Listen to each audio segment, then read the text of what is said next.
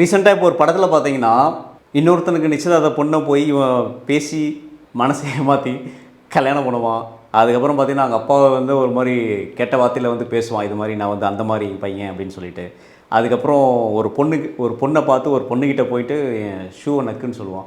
So இதெல்லாம் தான் வந்து ஆல்ஃபா மேல் மாதிரி வந்து அவங்க வந்து போர்ட்ரேட் பண்ணியிருப்பாங்க. இந்த வீடியோ என்ன பார்க்க போகிறோன்னா, ஆல்ஃபா மேல்னால் யார், ஆல்ஃபா மேலுக்கும் அதாச்சும் நார்மல் இருக்கிற ஒரு மேனுக்கும் என்ன வித்தியாசம், என்ன சயின்ஸ், ஆல்ஃபா மேல்னால் அப்படி என்ன வேறுபாடு இருக்குது நார்மலாக ஒரு மேலோட அப்படின்னு சொல்லிட்டு இந்த வீடியோவில் சொல்ல போகிறேன். இந்த வீடியோ ஸ்கிப் பண்ணாமல் கடைசி வரைக்கும் பாருங்கள். ஃபர்ஸ்ட் திங், ஆல்ஃபா மேல் மற்ற நார்மல் மேலோட எப்படி வித்தியாசமாக தெரிவாங்க பார்த்தீங்கன்னா, அவங்க வந்து அவங்களோட ஃபிசிக்கு வந்து ரொம்ப ரொம்ப முக்கியத்துவம் கொடுப்பாங்க. அவங்களோட ஃபிசிக் அண்ட் லுக். ஃபிசிக்குன்னு சொல்லும் போது ஃபர்ஸ்ட் அவங்களோட பாடி, அந்த பாடி போஸ் ஆகட்டும், அவங்க பாடி ஸ்ட்ரக்சர் ஆகட்டும், அவங்க வந்து ரொம்ப கான்ஃபிடென்ட்டாக தெரிவாங்க பார்க்குறதுக்கு. என்னென்னா அவங்க they give more importance to பாடி. அதாச்சும் ஒர்க் அவுட் வந்து ரெகுலராக பண்ணுவாங்க ஃபஸ்ட் திங்.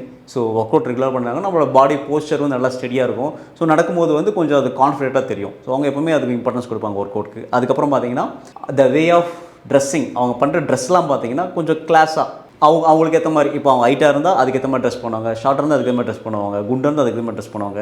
அவங்க ட்ரெஸ்ஸிங்குமே ரொம்ப இம்பார்ட்டன்ஸ் பண்ணுவாங்க. தேர்டு பார்த்தீங்கன்னா க்ரூமிங். ஸோ பேசிக்காக அவங்களோட ஃபிசிக் அண்ட் அவங்களோட பாடி போஸ்டர், அவங்களோட ட்ரெஸ்ஸிங் வந்து நார்மல் மேனோட ஆல்ஃபா மேலுக்கு பார்த்தீங்கன்னா கொஞ்சம் நல்லாவே இருக்கும். இப்படி தான் அவங்க வந்து வேறுபடுறாங்க. ஆல்ஃபா மேலோட இன்னொரு சைன் பார்த்தீங்கன்னா, அவங்கக்கிட்ட வந்து நல்ல லீடர்ஷிப் குவாலிட்டி இருக்கும். இப்போ ஒரு 100 பேர் முன்னாடி போய் இன்றைக்கி இன்னும் பேசணுன்னா அவங்க வந்து தயங்கவே மாட்டாங்க. அது என்ன போய் பேசிக்கலாமே அப்படின்னு சொல்லி அவங்கக்கிட்ட அந்த கான்ஃபிடன்ஸ் வந்து ரொம்ப இருக்கும். லீடர்ஷிப் குவாலிட்டி அதுதான். ஒரு 4 பேர் சமாளிக்கணும்னா ஈஸியாக சமாளிச்சிடுவாங்க. ஒரு 100 பேர் க்ரௌடுக்கு சமாளிக்க கூட ஈஸியாக சமாளிச்சிடுவாங்க. ஏன்னா அவங்க பேசுகிற விதம் வந்து நல்ல, அவங்க பேசுகிற ஸ்டைல் ஆகட்டும், அவங்க சொல்கிற வார்த்தையாகட்டும், அது எல்லாமே ஒரு லீடர்ஷிப்புக்கான குவாலிட்டி வந்து அவங்ககிட்ட ரொம்ப நல்லாவே இருக்கும். நீங்கள் பார்த்துருப்பீங்க, நான் உங்கள் குரூப்பில் வந்து ஒரு பையன் பார்த்தீங்கன்னா ஈஸியாக போய் நீங்கள் காலேஜ் படிச்சுன்னா பேப்பர் ப்ரெசன்டேஷன் பண்ணுவாங்க. நீங்கள் ஆஃபீஸில் எதாவது பண்ணிங்கன்னா இன்கேஸ் ஆஃபீஸில் வந்து ஒர்க் பண்ணிட்டுருக்கீங்க, இல்லை ஊரில் கூட இருக்கீங்கன்னா அவன் ஒருத்தர் வந்து தனியாக தெரிவான், ஸ்டேஜில் நின்று பேசுகிறதோ தைரியமாக இருப்பான். ஸோ அந்த லீடர்ஷிப் குவாலிட்டி எப்போவுமே இவங்ககிட்ட கொஞ்சம் ஹையாகவே இருக்கும். ஆல்ஃபா மேல் இவங்க பார்த்தீங்கன்னா தோல்வியை பார்த்து அவ்வளோ சீக்கிரம் வந்து பயப்பட மாட்டாங்க சொல்கிறத விட சோர்ந்து போக மாட்டாங்க. ஸோ நம்ம என்ன பண்ணுவோம், ஒரு விஷயத்தை வந்து ஒரு தடவை ட்ரை பண்ணுவோம், அது யாராவது வந்து ட்ரை பண்ணிகிட்டு இருக்கிறது, யாராவது அது பண்ணுறது, அது மாதிரி ஒரு மாதிரி நம்மளோட ஃபெயிலியர் வந்து நம்ம வந்து ஒத்துக்க மாட்டோம். ஆல்ஃபா மேல் அப்படி இல்லை. ஏன்னா அவங்களோட ஸ்ட்ரென்த் அவங்களுக்கு தெரியும்.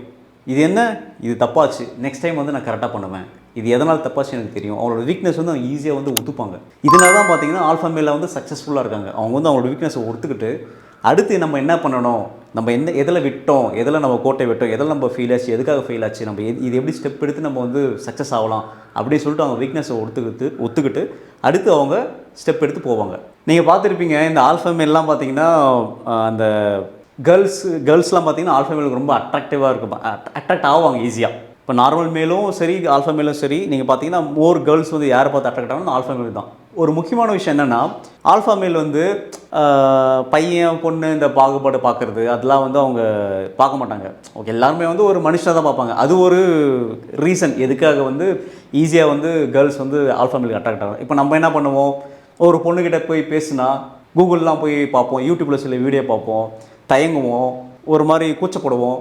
பட் ஆல்ஃபா மேல் அப்படி பண்ண மாட்டாங்க. ஏன்னா அவங்களோட கான்ஃபிடன்ஸ் லெவல், அவங்களோட ஸ்ட்ரென்த் அவங்களுக்கு நல்லாவே தெரியும். இப்போ போய் பேசினா என்ன போகுது, ரெஸ்பான்ஸ் வரலையா போட்டோம், இது இல்லைன்னா இன்னொன்று இல்லை என்ன ஆக போகுது அப்படின்னு சொல்லி அவங்க போய் பேசுவாங்க. அவங்கக்கிட்ட ஒரு பொண்ணுக்கிட்ட போய் பேசுகிறதோ ஒரு பொண்ணுக்கிட்ட பழகுறதோ அவங்களுக்கு ஒரு பிரச்சனை கிடையாது. பிகாஸ் அவங்க எல்லாருமே ஒரு மனுஷனை பார்ப்பாங்க. அவங்க வந்து இந்த வெக்கப்படுறது, கூச்சப்படுறது அதெல்லாம் அவங்கக்கிட்ட இல்லை.